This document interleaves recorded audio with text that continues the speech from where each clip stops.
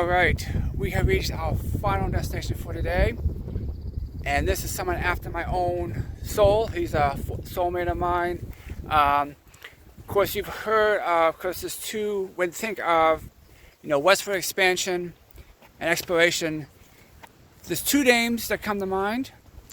One, of course, is Davy Crockett, who was king, as they say, king of the wild frontier. The other one is Daniel Boone, and that is where we are at Daniel Boone Homestead. He was actually born right here in Pennsylvania, and he lived here for the first 15 years of his life before he moved down to North Carolina. So we're going to take a look at the homestead, walk around the trails for a little bit, and see what kind of, explore some awesome Pennsylvania history. And he is definitely an inspiration for, adversity, exploring, charting uncharted waters. He's a legend, and I've been wanting to check this place out for a while, so we're here. So let's go explore the Daniel Boone Homestead. All right, this was the site of where the home was built.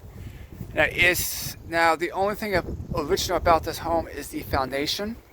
Everything else was rebuilt with various owners.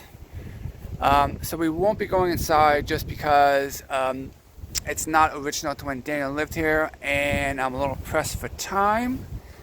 But I will take you to see the only authentic one, and that is the basement. Like I said, everything below this, the foundation and the basement, is all original when Daniel Boone lived here.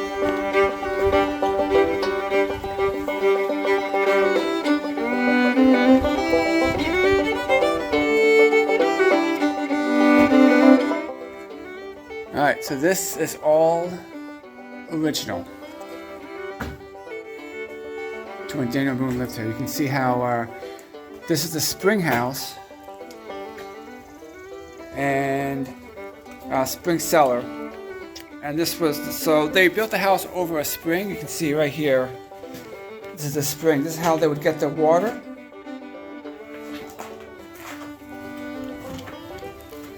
And this was a way of refrigerating back in the day. They would store the dairy products. And then it was, like I said, this whole thing was stored. It is cool down here, but it was used as a storage place, for vegetables and,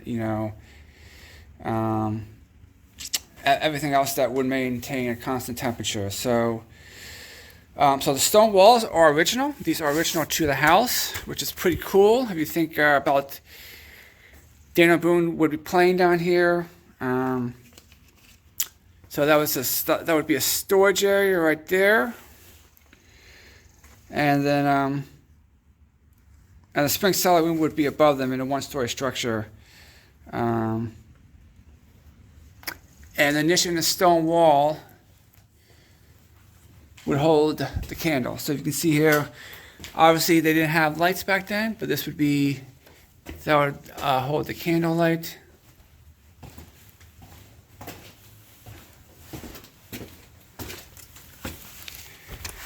Yeah, this is, you can't really see it.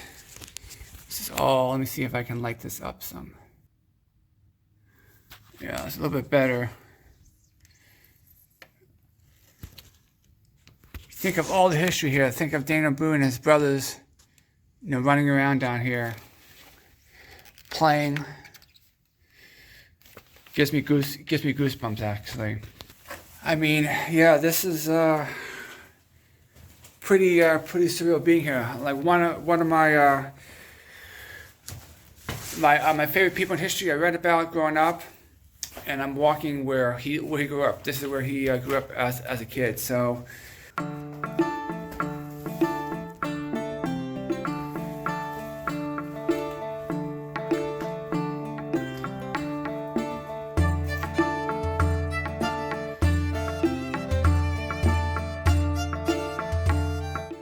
All right, and this tree section is white oak. The little sign said that it was 250 years old when it was cut down in the 30s. So see how you can tell by the size. That's pretty, yeah, it's pretty solid. It's oak tree. Cool stuff, cool stuff. All right, so Squire Boone, who was Daniel's father, was a blacksmith. So this is not the original building, but he would have one similar to this on the property, where he would do his blacksmith work.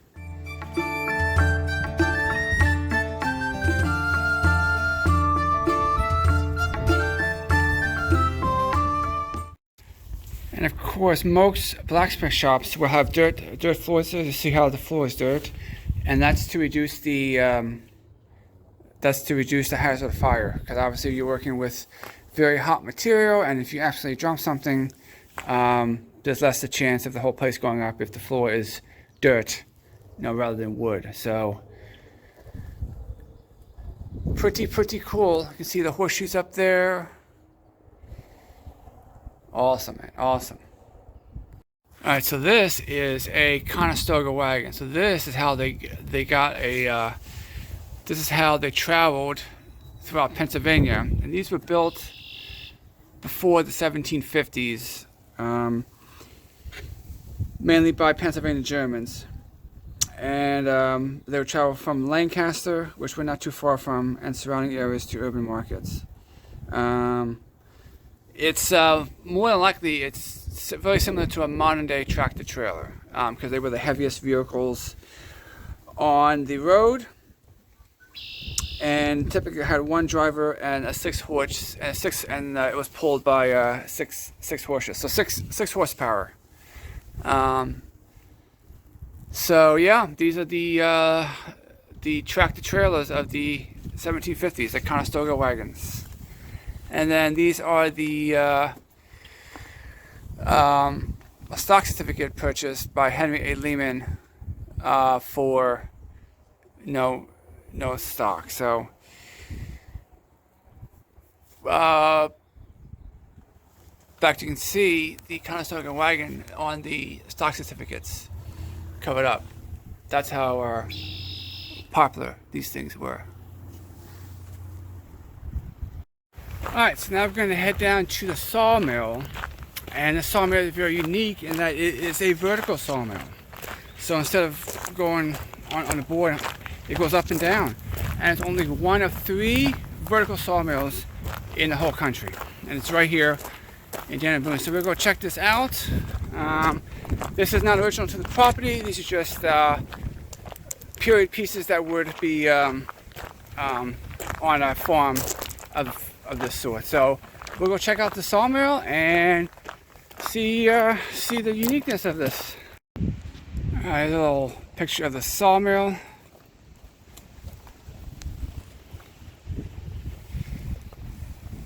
As you can see how that is vertical there. You put the lumber through and it would go up and down like that. So one of only 3 left, because normally they'd be lined. Normally sawmills would be horizontal, but you can see the verticality of it. Pretty neat living history here.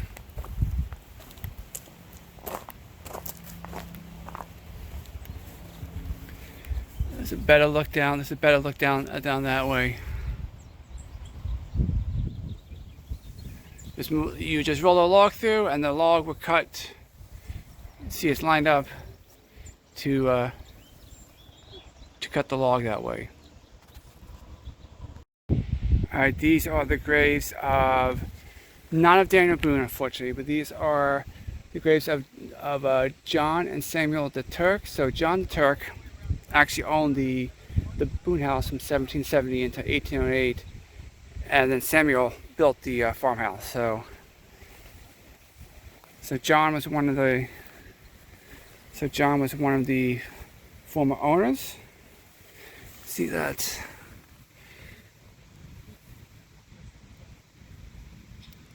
April 1808 he passed.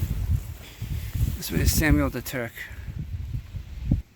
Died in what? 1815? He died in 1815. Samuel the Turk. And they were both Revolutionary War. Both fought in the war.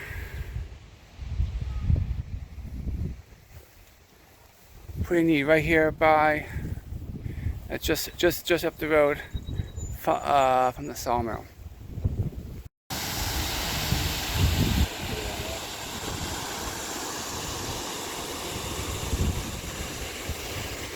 There's a nest down there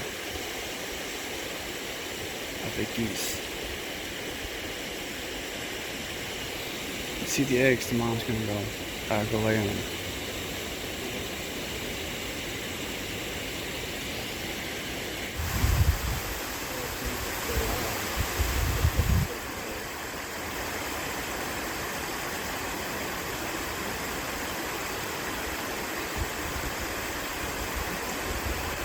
Alright, and this is a man-made lake here.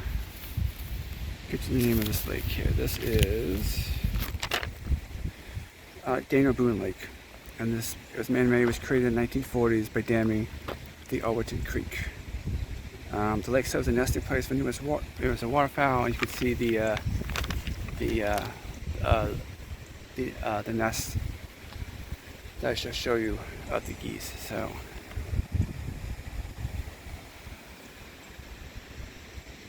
Very pretty. So you can see some more of the homestead down that way.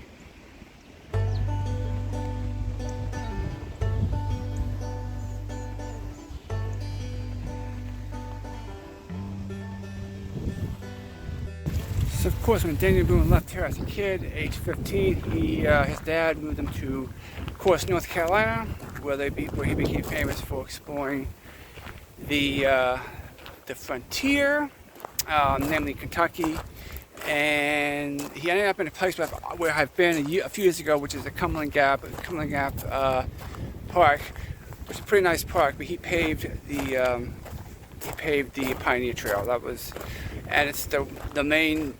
And he ended up being the main way the settlers were able to, Europeans were able to get across the Blue Ridge and Appalachian Mountains, which up until that point had been very not been easy to navigate. But Daniel Boone blazed the way, and like I said, he's an explorer by heart. I'm an explorer by heart, so it's kind of a soulmate. So this is definitely a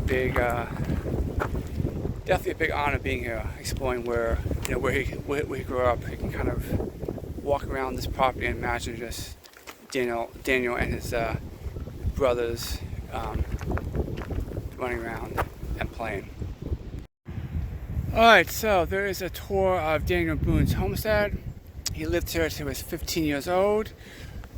Very, very, it's awesome. I enjoyed it tremendously. Like I said, Daniel Boone is one of my people I admired growing up. I read a lot about him as a kid and going to school just because of the nature of explorers. And of course, I am an explorer myself. So you can see right there, that is the Daniel Boone Homestead. One last look at where he grew up. A very, very cool and awesome part of Pennsylvania history that maybe not many people know about. Daniel Boone, right here, born and raised in good old Pennsylvania. So until the next adventure from here in Berks County, Pennsylvania, at the Daniel Boone Homestead, we'll see you later.